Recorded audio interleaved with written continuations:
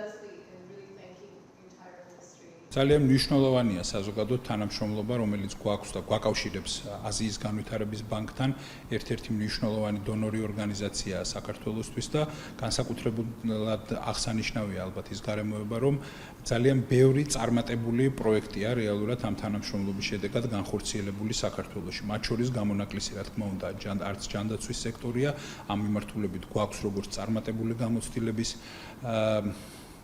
განხილვის შესაძლებლობა, მასზე საუბრის შესაძლებლობა, იმავდროულად სამომავლო მნიშვნელოვანი გეგმები, რომელზედაც ვისაუბრეთ სწორედ ამ შეხვედრის ფარგლებში.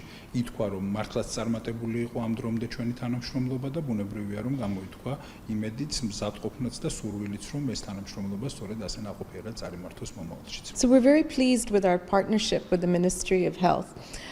This is a long-term partnership.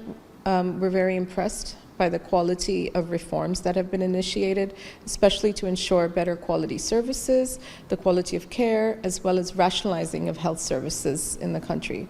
And building on this, we look forward to supporting the Ministry of Health's efforts to strengthen health outcomes for the people of Georgia.